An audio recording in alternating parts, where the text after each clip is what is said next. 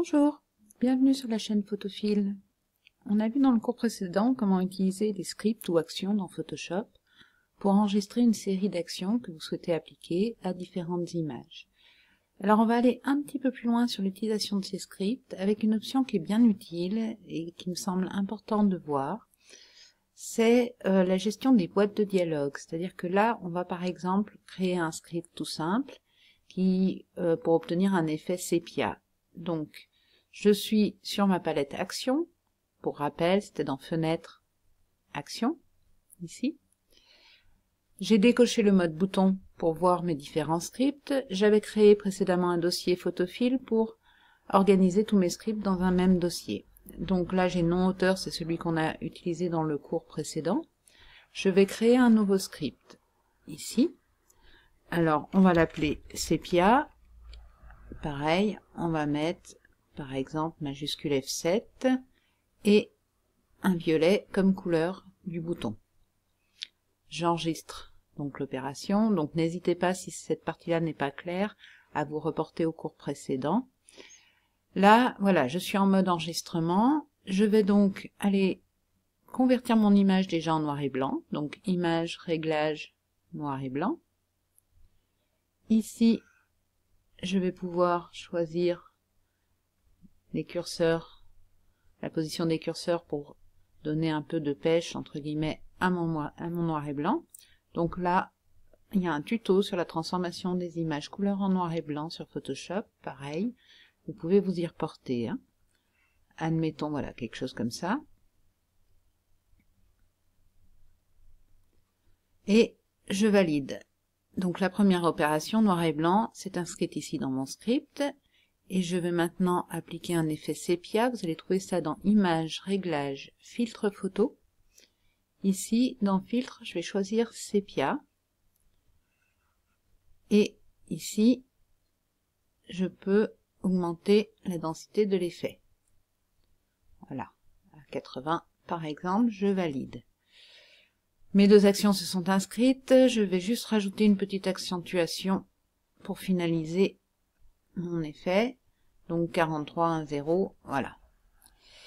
J'arrête mon script. Alors, ce qui se passe, c'est que si j'annule les opérations que je viens de faire sur mon image, voilà, je teste mon script ici. Il va reproduire donc mon effet sépia. Mais au niveau des choix que j'ai fait des choix qui étaient adaptés à cette image, mais qui ne seront pas forcément adaptés à une autre image. C'est-à-dire que quand je vais vouloir l'appliquer à une autre image, admettons que je reprenne par exemple celle-ci, voilà, je passe en mode bouton ici, je peux le déclencher donc avec majuscule F7. Les choix que j'ai faits en termes par exemple de réglage du noir et blanc ou de réglage de la densité sépia ne sont pas forcément accordés à cette image-là, puisque moi quand je les ai créés, j'étais sur cette photo. Donc, on peut dans ces cas-là modifier le script pour lui demander d'ouvrir les boîtes de dialogue. C'est-à-dire que la boîte de dialogue, par exemple l'action noir et blanc, ici j'ai un petit carré qui va me permettre de dire je veux afficher la boîte de dialogue. Même chose, par exemple, pour l'action filtre photo qui permettait de déterminer l'importance de l'effet sépia. Accentuation, par contre, je vais le laisser sans boîte de dialogue, puisqu'en général, c'est un réglage standard que j'ai mis et qui devrait être valable pour à peu près toutes les images d'une résolution similaire. Donc là, en fait, j'ai coché ces deux petites cases. Je rebascule en mode bouton et vous allez voir la différence. Je clique sur mon bouton sépia. Voilà, différence avec précédemment, c'est que vous voyez, en fait, il m'ouvre la boîte de dialogue. Donc j'ai une partie automatisée, puisque les actions vont bien s'enchaîner, mais j'ai une partie qui me laisse garder la main sur les réglages que je souhaite appliquer. Je fais mes réglages, en fonction donc de l'image que j'ai devant moi, je valide, et il va enchaîner.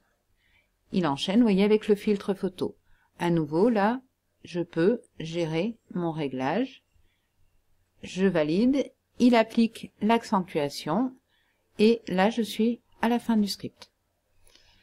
Donc, ces petites cases-là sont importantes parce que si votre série d'actions ne peut pas être entièrement en automatique parce qu'il y a des paramètres qui sont à changer image par image et qu'il faut une intervention manuelle de votre part, pensez bien que, voilà, on va activer cette petite boîte de dialogue ici et les désactiver au même endroit. Là, je suis repassée en mode tout automatique, c'est-à-dire que je n'ai pas d'accès aux réglages.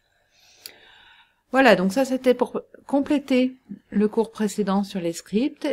Et dans le prochain, on voit le traitement par l'eau qui est très puissant pour appliquer en fait des effets ou appliquer des suites d'actions à tout un dossier d'images. Je vous dis à très bientôt sur la chaîne de Photophile. Pensez à nous laisser vos commentaires et puis pensez aussi à vous abonner ou à transmettre aux gens qui pourraient être intéressés par ces cours. En tout cas, on se retrouve bientôt.